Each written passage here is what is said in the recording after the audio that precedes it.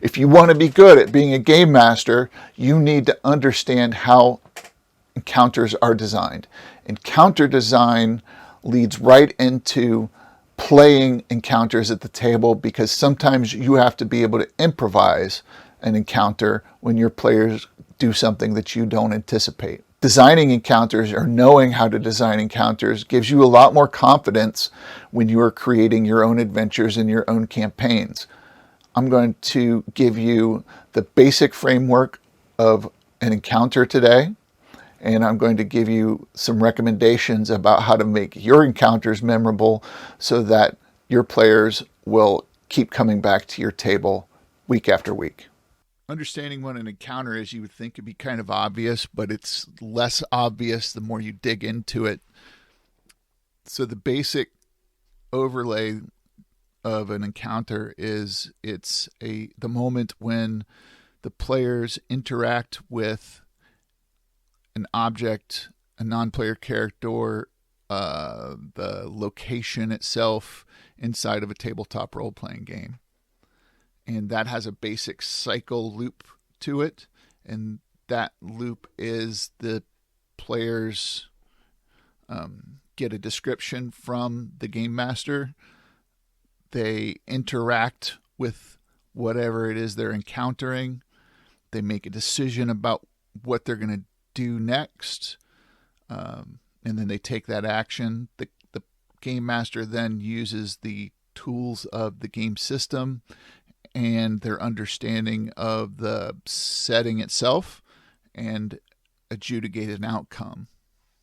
We start off with just a blank sheet of paper, and whether your encounter is a social encounter in a city, a moment where the players are going to first encounter a monster on a road that's been abandoned, or it's the entrance to a dungeon, you're going to use a process that's going to actually be different from the play loop that we saw before, because you have to sort of think about all the stuff that's going to go into that moment in a slightly different order.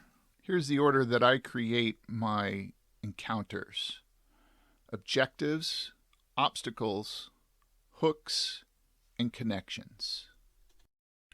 I'm teaching this in a way that assumes that you are designing the encounter, but this actually works if you are improvising encounters as well, in a situation where players have decided to go off in a direction that you did not expect them to. I start off by deciding what I think the player's objective for a particular encounter is. Because this isn't a story, I'm not deciding what the player's objective is. They are deciding what the objective is.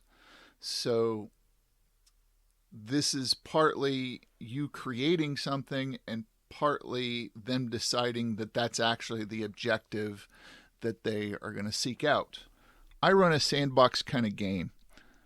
When I'm creating an encounter, I create something that I think the players are going to find interesting, that are going to find fun to mess with, and then let them decide what they're going to do. There's some confusion about how difficult this is to do.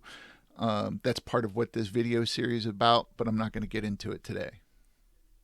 So in a sandbox game, the objectives will either be something that the players invent and decide. A lot of times that'll be something like, let's go kill that NPC that really annoys us. Or it can be acquire treasure, go get information about an adventure location or a monster or something else in the game. It might be to make a deal with an NPC in the game, or it could be merely surviving in a combat encounter and running away. Every encounter needs to have one or more obstacles. The obstacle is what prevents the player characters from achieving their objectives. The obstacle really keys off the objective. An obstacle isn't really that interesting if it doesn't prevent you from getting what you want. If the obstacle is something that can be easily skirted and has no impact whatsoever on the objective that the player characters are trying to accomplish, then it's really kind of pointless. So you have to be clear about what your objective is and in order to get a good obstacle. The obstacle might be something like a raging river that's preventing the players from getting to where they want to go. So their objective is to travel somewhere, and the obstacle is the river. Another obstacle that's very common in classic fantasy role-playing games are monsters. Monsters are there to attack the players when they're exploring something or trying to acquire treasure or just, again, trying to go somewhere. The obstacles in your encounter will vary in terms of difficulty. You don't want every obstacle to be life-threatening, nearly impossible, and you don't want every obstacle to be super easy and readily avoided or defeated. You need a range of difficulty levels for each obstacle, a range of resources or tools that the characters need for each obstacle. We'll get more into that when I do my video on adventure design. The next thing we're going to create is the hook. The hook is the bait that you use to get the players to engage with your encounter. The hook is the third part of the design process, even though it's the first part of the play loop. Players are drawn into an encounter often because you've provided them with an objective that they find appealing enough to want to engage with the encounter. A lot of the time, we don't want to reveal what the obstacle in an encounter is until the players have firmly stepped in it. So if you want your players to go down a dark alley so that they can be ambushed, you have to give them a reason to go down that dark alley. Otherwise, they're going to avoid it. If something looks dangerous, players will not necessarily want to go down there unless they think they're going to gain something or avoid something bad. The push-pull method is one way where you can encourage players to engage with your encounter by giving them a push, such as a time constraint or something chasing them that drives them into another encounter. Now you want to figure out how this encounter connects to other encounters, because you're going to tie the hooks and objectives of other encounters together to make an adventure. But since this lesson isn't about adventure design, I'm only going to mention it and leave it at that.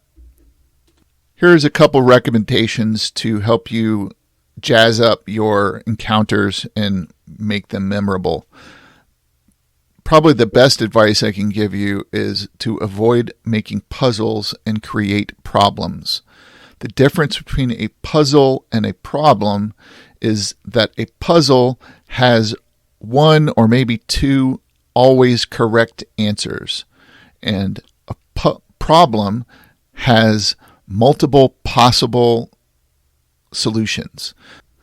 When you create an encounter that only has one possible solution, you've created a puzzle. You want to avoid this. There are moments where puzzles work, but in general, you want your encounters to provide the players many possible opportunities to solve or get to their objective. You want to put objects, creatures, non-player characters into your encounters that the players have to interact with in order to find out what their nature is. You want your players to have to think a little bit and pull some levers and push some buttons to see what's actually going on. Sometimes mystery is your hook. The last piece of advice I'll leave you with today is to eliminate what is not necessary. Sometimes you will find huge blocks of text in some encounters in published role-playing game products, and we have a tendency to want to emulate what the professionals do, but remember, professionals are being paid by the word. So some of those words in there are padding for their wallet and not anything that's actually useful in the encounter. That's a really quick overview of how to build encounters. I hope you found that useful, and if you find that you'd like to learn more about my work, you can check me out at grumpywizard.blog.home. Thanks for watching.